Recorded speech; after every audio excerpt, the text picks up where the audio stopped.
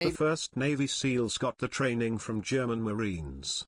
Okay, wow. So you guys can thank me. Don't ask what year. Oh, okay, don't applaud me anymore. Hello YouTube, we are going to be reacting to another The Fat Electrician video. This one is called America Obliterates Half of Iran's Navy in 8 hours. As always, if you enjoy my videos, don't forget to leave a like and subscribe, and also check out my other videos as well. I'd really appreciate the support, and let's start. Okay. Ah yes, the time that the US Navy got upset and destroyed half of Iran's entire naval fleet in a single 8-hour workday.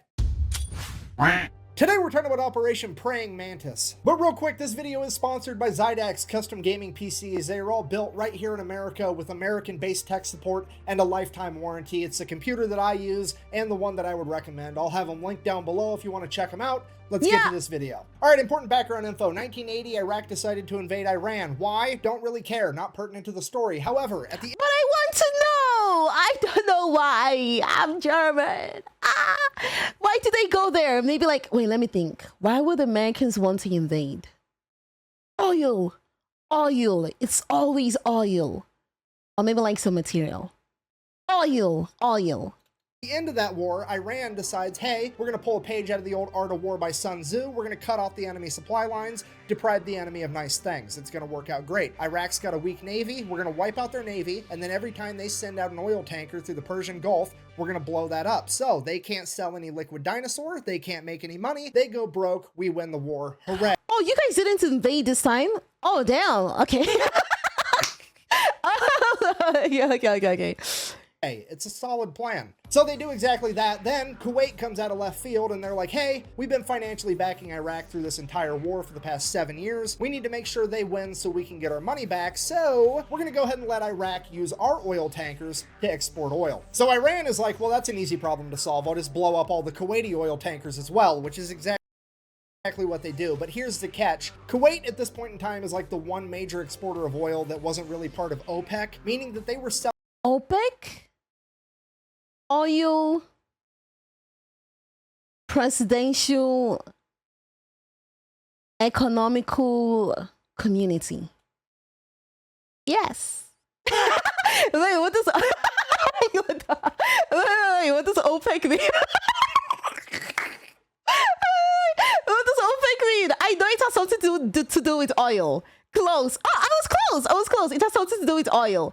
The Organization of the Petroleum Exporting Countries. Close enough. Selling oil on the global market significantly cheaper than everybody else, driving down the entire oil market. And now that their oil tankers are getting blown up as well, it means that Kuwait can no longer sell oil on the cheap, meaning that Iran has now inadvertently committed the cardinal sin of the late 20th century, raising gas prices. Now oh my God. Do you guys know how expensive gas is right now? Oh, Jesus Christ. I'm so glad I like staying home though. It's so freaking expensive. Jesus. The entire Western world looks over at the Persian Gulf like the ghost of Sun Tzu's sitting there shaking his head like that's the one exception. I would have messed with any supply line except for that one because we all know what happens next.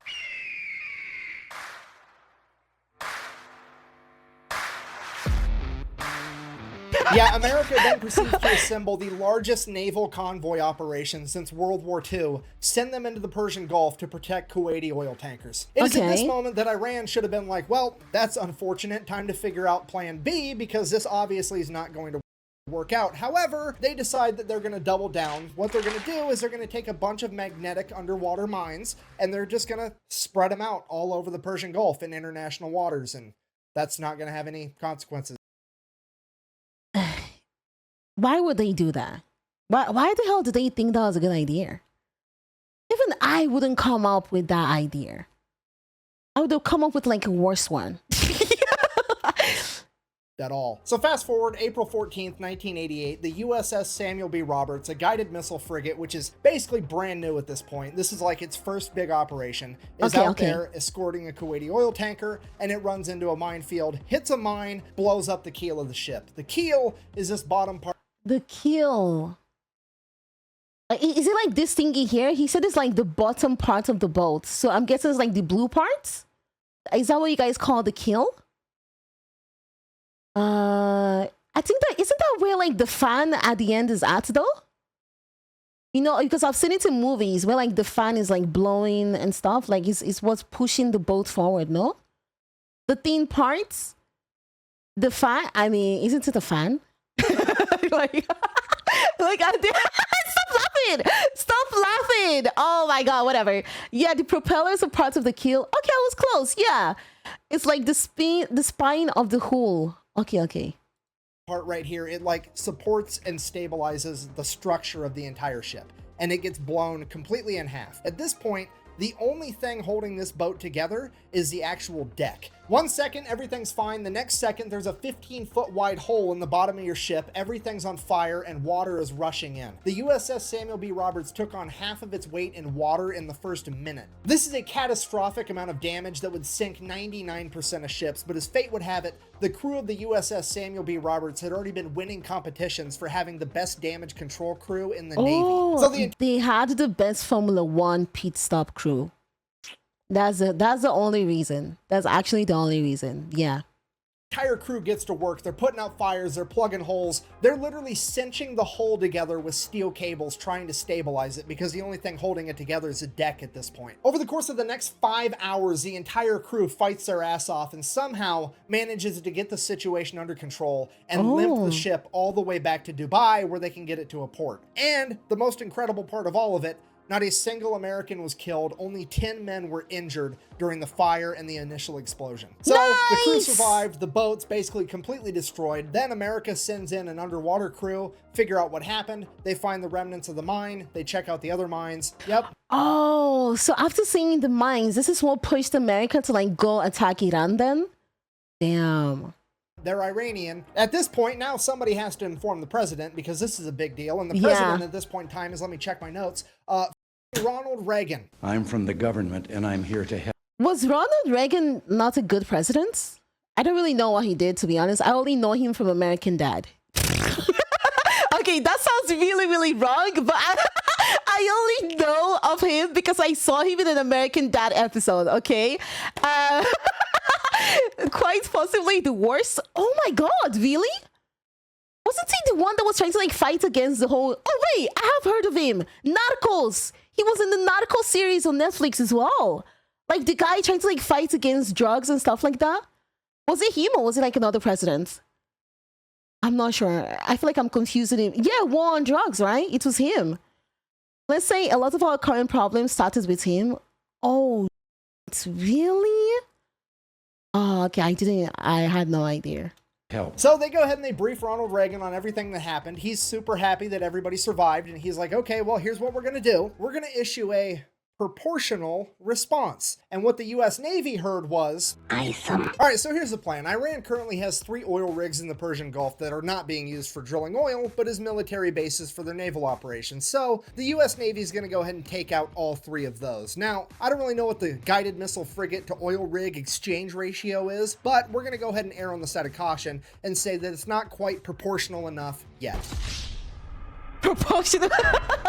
So Iran also really only has like 2 modern naval vessels. That's the Iranian frigate Sahand and the Iranian frigate Sabatland. They're going to go ahead and take out at least one of those, maybe both. We'll see how proportional they want to get. And then by the time they get all that done, that should be a nice 8-hour work day. It'll be time to clock out and go get some ice cream. So in order to...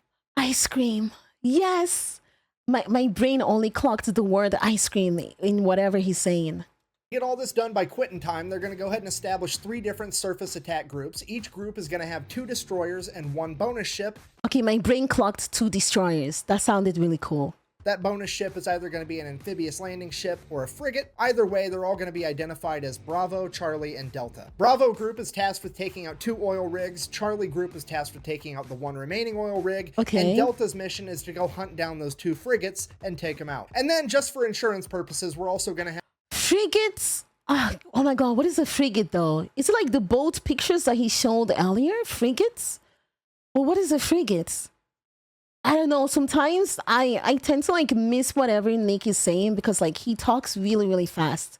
And my brain is trying to like translate everything. And oh my god, it's like smoke is coming out of my head. Have the USS Enterprise parked right outside the Persian Gulf to provide air support, you know, in case we need it. So, April 18th, 1988, 4 days after the mining of the USS Samuel B. Roberts, Operation Praying Mantis goes into full swing, and Bravo Group shows up at their oil rig first. At which point, they radio over to the oil rig and inform them that they will be blowing it up in 5 minutes and that they should all leave. So, a bunch of people start leaving. They hop in tugboats and take off. Bravo Group, seeing that they're making an honest effort to actually evacuate, agrees to give them 15 more minutes. So, fast forward 20 minutes later, they send out another radio message, "Hey, time's up." They then fire the 5-inch guns right over the top of the oil rig with the rounds set to airburst, hopefully scaring off any stragglers. And it is at this point that some Iranian... Stragglers? What does straggler mean? Nick, oh my god. It's not only Americans that are watching you. Look, I'm subscribed to you. Speak English. What is stragglers? What are stragglers? The naming schemes of ships in the US Navy and that of other navies isn't the same, and it's a whole mess. People left behind, people who are slow. Okay, stragglers are left behind, leftovers. Okay. military member decides that he is going to audition to be the main character of this story because he hops on a 23mm anti-aircraft gun and opens fire on Bravo Group. And without skipping a beat, one of the 5-inch guns on one of the destroyers just goes, poof, and just direct hit smokes this dude. Barely touches the rest of the oil rig. This guy, definitely not the main character, but the silver lining, he at least made it into the credits as Baloney Miss Cloud number 1. Now, obviously, I'm paraphrasing here, but at this point, Bravo Group radios over to the oil rig one last... Oh my god, the timing of you died. What the hell is wrong with you? last time, something along the lines of, "Hey, does anybody else need to find out what it's like to chew 5 gum? Or you ready to quit?" The oil rig finally radios back and is like, "Yeah, don't chew 5 gum. You won't like it. You just trust me, especially not with the one that has mint in it." Yeah, please cease fire. We're gonna leave." So all the Iranian military decides to open up on it for a little bit with the 5-inch guns before sending over a couple of Hueys full of Marines. The Marines hop out, place some demo charges, hop back on the helicopters, take off. The entire oil rig blows up, and already things are getting more proportional. And while all that was happening, Charlie Group made it to their first oil rig as well, and pretty much the exact same thing played out. The only differences were Charlie Group didn't have Marines to place the demo charges, they had Navy SEALs, and when the Iranians opened up with the 20... Marines and Navy SEALs. Is there like a huge difference between the two? I only know that like Navy SEALs are super, what would you call it? Like they're hardcore.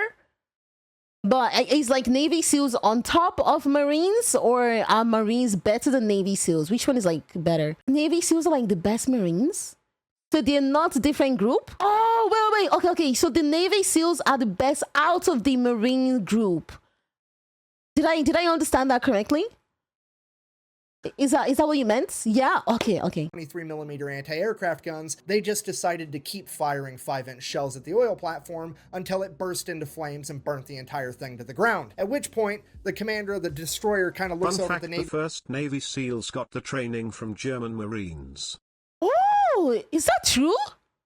Oh my god, that's actually really cool. Okay, wow. So you guys can thank me. You guys can thank me for, having the best Navy SEALs. You're welcome. Stop applauding. It's okay. Don't ask what year. Oh, okay, don't applaud me anymore. Don't applaud me anymore. You know what? Don't thank me. I wasn't there. Navy SEALs and is like, "Sorry, I guess you guys get to sit this one out." Oh, mission got canceled?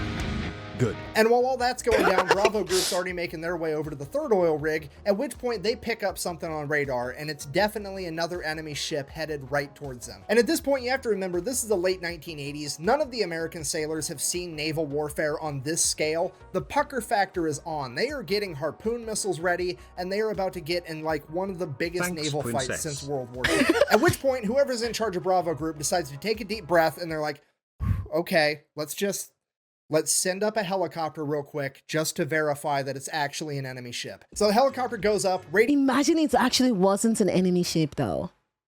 That would be so cooked. Radios back to Bravo Group. It's definitely a warship, but it's a Soviet destroyer. At which point everybody's like, it's not an Iranian one. Right? Because that's the one they're trying to like get. I hope I'm understanding what Nick is saying. Like, what? what is happening right now? So they radio over to this Russian destroyer and they're like, what are your intentions? And the Russian commander radios back in broken English. I swear to God, this is a real quote. I'm just here to take pictures.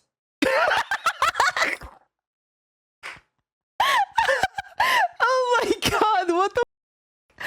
For history. Look, I know that I bash on the Soviet Union and communism every single chance I get, but this time around, I gotta give it to them. These guys know how to party. Just straight up rolling into the middle of the largest naval operation since World War II to eat popcorn and watch. It's incredible. Dude, like, they're just there to stream. Like, do you know how much they were paying streamers back then? Twitch.tv was insane. Don't ask me how I know, though. At this point, Iran finally figures out that there's something going on, but they don't really know what, so they just begin attacking any ship they can find, and the first ship they found was a civilian cargo ship called the Willie Tide, that they begin attacking with Boghammer-style speedboats. So the Willie Tide radios for help, the USS Enterprise responds by sending up a bunch of A6 intruders, as well. It used to be Justin TV.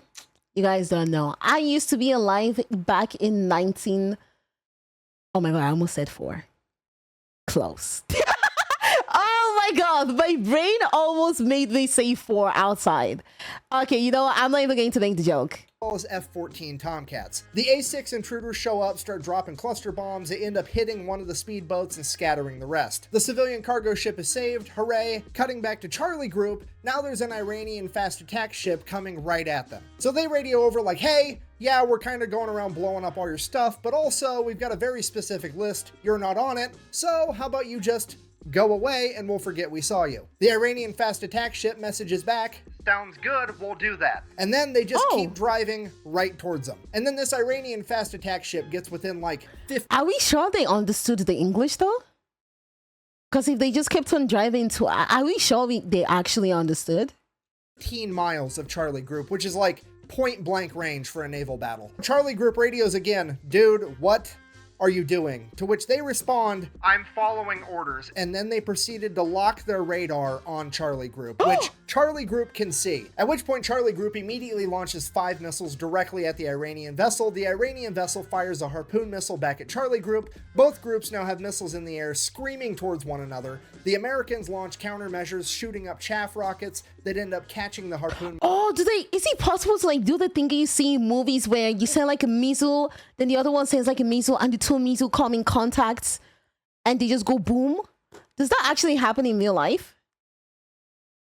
Do I watch too many movies? Missile detonating it in midair. The Iranian vessel, on the other hand, did not have any countermeasures capable of stopping the newer technology behind the American missiles, and it would end up getting sunk pretty much immediately. Then, before anybody can really even fully digest what just happened, radar picks up 3 Iranian F-4s screaming towards Charlie Group. Charlie Group then turns, fires a bunch of surface-to-air missiles at the F-4s. The F-4s see them coming. They're like, oh, they pop a U-turn and try to outrun them. F-4s, while they are extremely fast, can't outrun missiles, so one of the missiles ends up blowing a wing off one of the F-4s. No! Now America has taken out an entire naval vessel and an F-4 that they did not plan on taking out, and it's throwing off all of our proportions. And because of that, American leadership orders Bravo Group to stand down. We're not going to go take out that 3rd oil rig. And right as soon as that order gets given out, Delta Group chimes in and is like, hey, we found that frigate we were looking for. So now nobody knows what to do, because on one hand, things are already getting out of control, but on the other hand, we really want to take out these frigates. So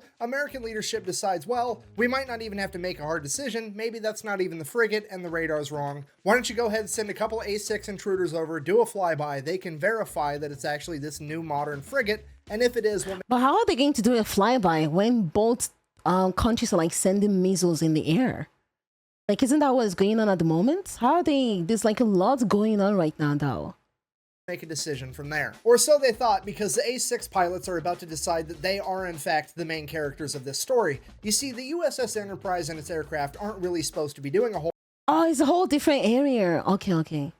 lot. They're more or less just there for insurance. In fact, they're only allowed to engage the enemy under one of 2 conditions. 1, the President of the United States signs off on it, which is actually what happened with the speedboats earlier, or 2, they get fired upon first. So they got told to go fly by this boat to verify that it is in fact the new modern frigate, but they didn't get told how to fly by the boat, so they drop down 50 feet above the water and just gun it, and they buzz the entire ship. So the ship...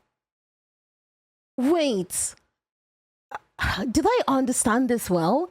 So they didn't verify that it's like the frigates, but still shot at it? Why would they do that? That doesn't make sense. Why the hell would they do that then? They did not shoot it, they just flew super low. Oh, okay, they just went super close to it. Okay. Wait, but wouldn't the frigate be able to like shoot at the plane that's coming super close to it then? Isn't that kind of dangerous for them in the plane? You know? No, they didn't shoot at it. They flew really close to it. No, I'm talking about the boats. They are too low. Okay. Opens fire with its AA guns, but these planes are so low to the water, the AA guns can't actually aim down low enough. So all the yeah, they did shoot at the plane. Anti-aircraft fire goes right over the top of them. They continue to stay low enough till they get out of anti-aircraft gun range, and then they pull up, at which point the ship launches a bunch of surface-to-air missiles at them. They drop chaff as a countermeasure, takes care of those, no big deal. They then go around, do a U-turn, send a radio message to this frigate, "I'm going to sink you now," which they can now legally do because remember, the ship fired on them first. Wait, what the hell? But they're the ones that came close though. What? How is that legal? They're the ones that came like super close to the frigates. What if they were just doing like, I don't know, like defense or something? The ship took the bait? Oh, okay. Victim to one of the classic blunders. So the A6 fires an anti-ship harpoon missile, and the second they pull the trigger on that, the fire... They did it on purpose to blow them up. They taunted them. That was a risky taunt though, because during war, it's more like vibes rather than... It's more the vibes. The control team from the USS Enterprise is like, what the are you doing? We're not supposed to be killing things yet. And the A6s are like, look, they fired at us first. Them's the rules. And the USS Enterprise is like, holy okay, I guess. Let them have it. Then the harpoon missile finally makes impact. It's a bullseye. The A6s do a U-turn, go, drop another 500-pound laser-guided bomb right through the deck of this frigate, fly past it, do another U-turn, come back, drop a 1,000-pound bomb on it. Then they radio over to the Enterprise. Oh my god, I'm sure it was a Soviet guy that took this picture. Literally, because they were only just there to take picture. I am sure this has to be one of the Soviets that took it. Enterprise and like, yeah, it's definitely gonna sink, we're gonna head back. So the A6s take off, headed back to the Enterprise, and like 5 minutes later, Delta Group shows up with their warships and begin firing on the already sinking frigate. They hit the magazine, the frigate explodes, rapidly sinks to the ocean floor. At this point, naval leadership is like, okay, Jesus Christ, everybody stop killing things. We need to figure out what all happened. We gotta keep this proportional, remember. Nothing is proportional anymore. Nothing proportional. So they start radioing back and forth. Everybody's figuring out what everybody did, if anybody's hurt. Nah, it's in color. Soviets couldn't afford a camera that takes color pictures. I don't know if that's like sarcasm or if it's real though. Like my brain is trying to like understand, is that actually real? Like they couldn't afford it? Like is that actually real?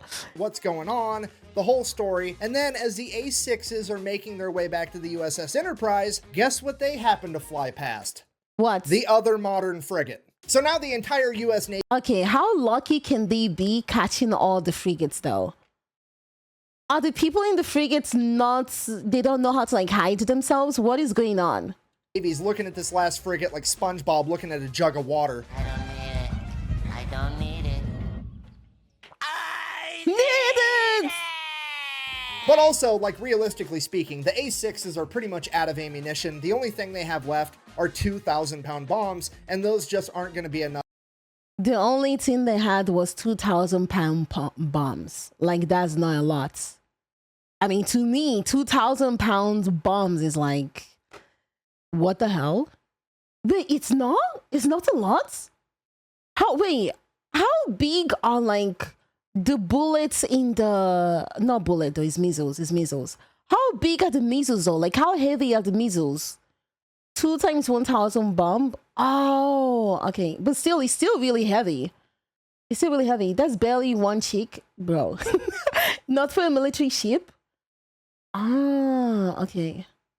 enough by themselves without a harpoon missile to take down this ship anyways, so they really are just going to fly by and verify that it's the modern frigate. So the A6 intruders go ahead, they do their flyby. It is in fact the new frigate that they thought it was, and it does in fact open fire on the A6s. A6s make it out completely unscathed, at which point they pop a U-turn, and one of the A6 pilots is like, It's the bullseye womp rats in my T-16 back home. So the A6 pulls up, gaining altitude, and then dives down, aims its nose right at the frigate at like a 35-degree angle. They're doing a good old-fashioned dive bombing run like it's World War II. The AA guns start firing, there's bullets whizzing past the plane, but they're committed now. They're closing in, closing in. The bombardier behind the pilot lets the pilot know, hey, I'm locked on. At which point, bombs away, the pilot pulls up, and the bomb goes... Oh, so they called the guy in charge of shooting the bombs bombardier. I've never heard that word before. It's actually really cool. Right down the smokestack of this boat, blows up, completely destroying the entire engine room. That frigate is now dead in the water with no power. The A6s go ahead and radio in that they have completely disabled this frigate, at which point the American leadership calls a complete ceasefire. They're going to go ahead and let that frigate survive, get towed off, potentially be repaired. With the US Navy having effectively disabled or destroyed over half of Iran. But like be repaired by who though? The Iranians? Like they bombed the frigates and then just go, you know what, I'm actually bored, let me just give it back to you guys, I don't want it anymore. Yeah, so they're giving it back to the Iranians to fix? What the hell? Iran's functioning navy, the US military decides to call it a good day, ends Operation Praying Mantis, we all get to live happily ever after. Except, later that night, Iran decided that they wanted to fight a little bit more, and they launched a bunch of Silkworm anti-ship missiles at American vessels. Luckily, no American vessels were actually hit. However, this is now a huge political problem because America has been mad at the fact that Iran even had Silkworm missiles for years at this point, and the American government has made it very clear to Iran. Why are they... Okay, he's about to say it. I was about to like ask, why are they mad they have Silkworm missiles though? America has like a bunch of stuff as well. And that if they ever used them, they would be going to war with America, period. That's set in stone. Oh, so it's like some contracts they did with them. So the Reagan administration, not wanting to kick off World War III in the 1980s, reaches out to the Iranian government and is like, here's what's going to happen. You're going to go ahead and admit that that was an accident. I'm going to sweep it under the rug and we're never going to talk about it again. Because if this makes headline news and the American people find out, I'm going to have to get real proportional around here. So I can no longer look at the English word proportional the same anymore. Nika's actually ruined it for me. not every single time we're going to do like the finger thingy, proportional. Oh my God. Iran's like, okay, fine, whatever, it was an accident, let's sweep that whole thing under the rug. But I am still going to take America to international court to try to prove that it was a war crime to take out my oil rigs. That way I can get reparations and make America pay for it. So they go to international court, they lay out the case. The international court is looking at America like, okay, well, first of all, you're the fraction people. I don't know how you think that this is proportional, but it definitely wasn't. Second of all, according to the Amity Act, you absolutely should not have attacked their oil rigs. This is probably a war crime. At which point the representative for America is like, well, actually, if you read the Amity Treaty between Iran... Oh, we have to read? Really? We have to read? Oh my God. Neela accuses chat of something, don't make us get proportional. And in the United States, it only talks about ships and boats. It don't say about oil rigs, meaning I wasn't obligated to not attack those oil rigs. Come on. Really? That's the excuse we're going for? Really? Holy fine print. What? At which point the court is like, hold on. He's right, son of a... No, that's not fair. No. Oh my God. It actually worked. There's no way that worked.